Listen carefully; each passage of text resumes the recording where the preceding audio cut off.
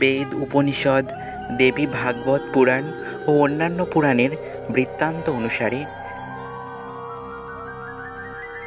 একদা দেবাসুর এর যুদ্ধে বিজিত দেবগণ ব্রহ্মশক্তি দ্বারা তাদের বিজয় লাভ করেন। তারা ভাবতে আরম্ভ করেন যে ব্রহ্মশক্তির ক্ষমতায় নয়, বরং তাদের নিজের ক্ষমতায় অসুর শক্তিকে পরাজয় করেছেন। এর ফলে দেবগণ অহংকারী হয়ে উঠলেন। জগৎ সংসার পরিচালনার ক্ষমতা হারিয়েছিলেন তারা। সর্বদা সুরাপানে এবং অপ্সরাদের নিত্যে আমত্ত ছিলেন তারা।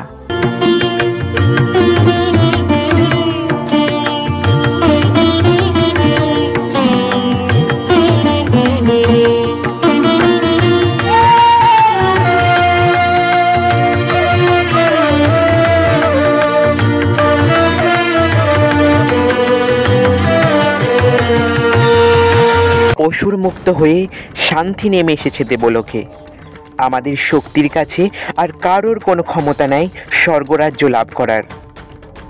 মহারাজ, মহামায়ার শক্তিতেই তো অসুরদের বিনাশ হয়েছে।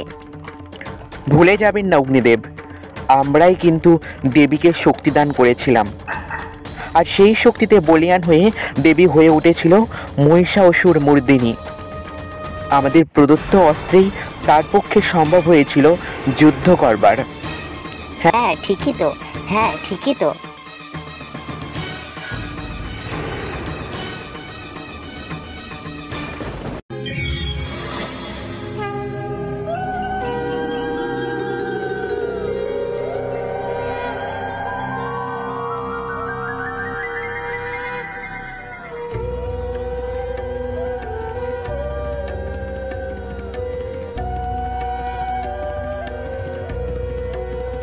হে দেবগণ, আপনারা যথাযথ বলেছেন।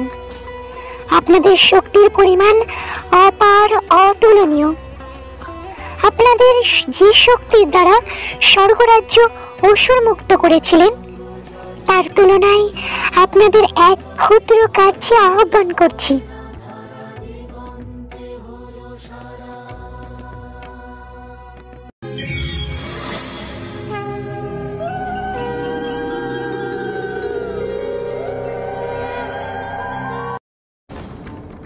এই দেখছেন এক সামান্য তৃণখণ্ড। আপনাদের মধ্যে এমন কি কেউ আছেন যিনি এটিকে স্থানচ্যুত করতে পারবেন?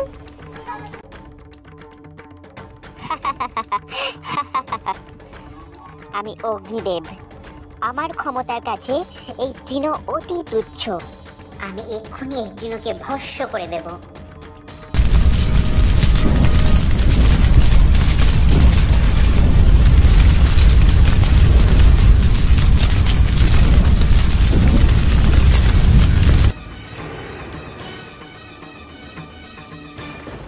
অগ্নিদেব, আপনি সরে দাঁড়ান। এক্ষুনি এই তৃণখণ্ড আমি ঝড়ে উড়িয়ে দেব।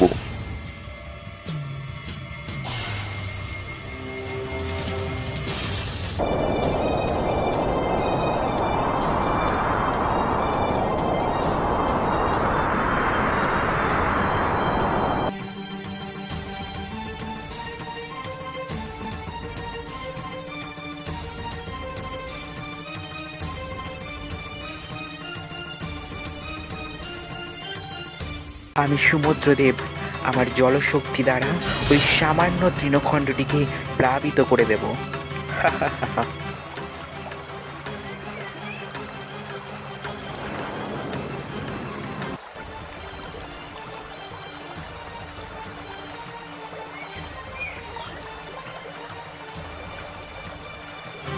ব্যাস দেবগণ, অনেক হয়েছে। এটাকে নিয়ে এবার সমাপ্ত করা দরকার। আমার বজ্র দ্বারা এই তৃণখণ্ডটিকে আঘাত করব, যার ফলস্বরূপ তৃণখণ্ডটি স্থানচ্যুত ঘটবে। বজ্র!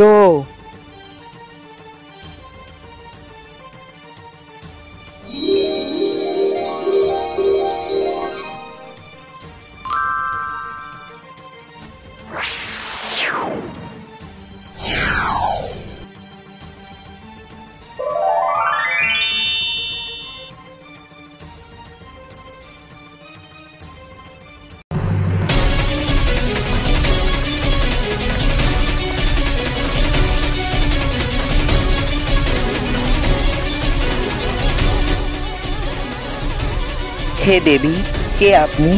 হে অসীম শক্তিধারিণী, নিজের স্বরূপ প্রকাশ করুন।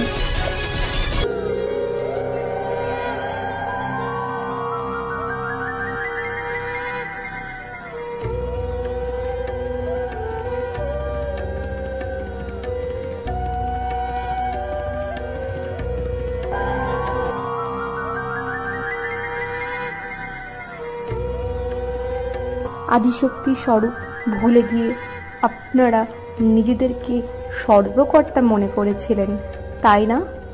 আপনাদের অহংকার চূর্ণ করতে আমি এসেছি। ব্রহ্মা স্বরূপা আমি পরমা জ্যোতি, সচিদানন্দা রূপ মায়া প্রকৃতি। আমি তো মায়া, যেন মহামায়া আমি জননী, আমি চরাচরের স্বামী, সর্বভূতে আমি শক্তিদায়িনী, সৃষ্টির বীজ আমি, জগৎদায়িনী। আমারই ইচ্ছা বলে ক্ষতবান সৃষ্টি, আমি তো অনুভূতি, আমিই তো সৃষ্টি।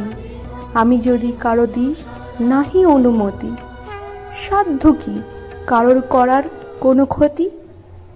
আমার এই রূপ বিশ্বকে মহা সর্বনাশের হাত থেকে রক্ষাপূর্বক আত্মসত্তার হিতে ও সত্যের প্রতি সুস্থির রাখবে। আমার এই রূপ বিশ্বে উমা হৈমাপতি বা জগদ্ধাত্রী রূপে পরিচিত হবে।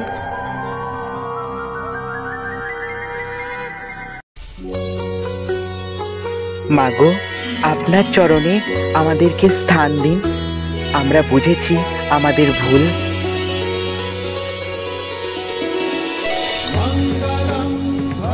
অহং সর্বতরূপে পতনের কারণ।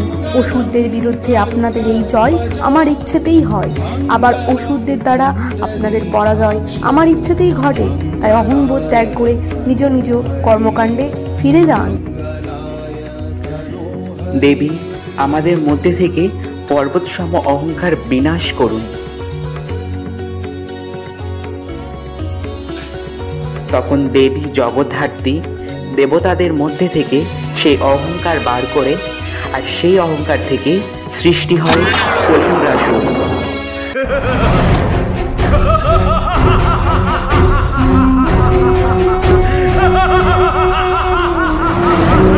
তখন দেবী জগদ্ধাত্রী কলিন্দ্রাসুরের সাথে যুদ্ধে অবতীর্ণ হন। তখন কলিন্দ্রাসুরকে বধ করতে দেবী তার নানা রকম অস্ত্র ব্যবহার করে।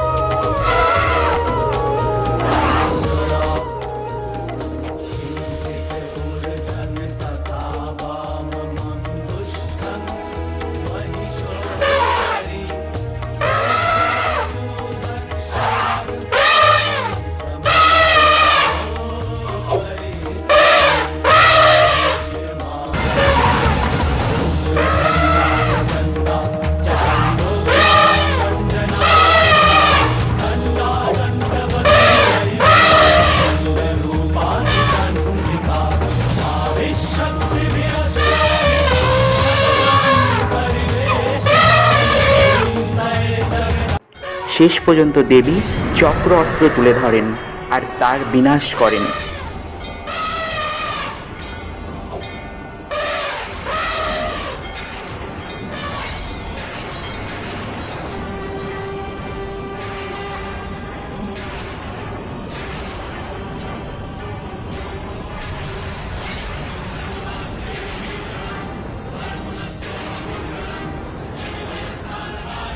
আর এইভাবেই জগৎকে রক্ষা করতে দেবী আবির্ভূত হয়েছিলেন দেবী জগদ্ধাত্রী রূপে। আর সেই কলিন্দ্রাসুরের স্থান হয় দেবীর চরণের তলায়। আর দেবতাদের অহংকার বিনাশ হয়। দেবী জগদ্ধাত্রী চতুর্ভুজা, তার বাহন সিংহ। ইনি 4 হস্তে শঙ্খ, চক্র, ধনুর, বাণ ধারণ করেন। এই দেবীর আরাধনায় মনে শুভ শক্তির বিকাশ হয় আর অহংকার নাশ হয়।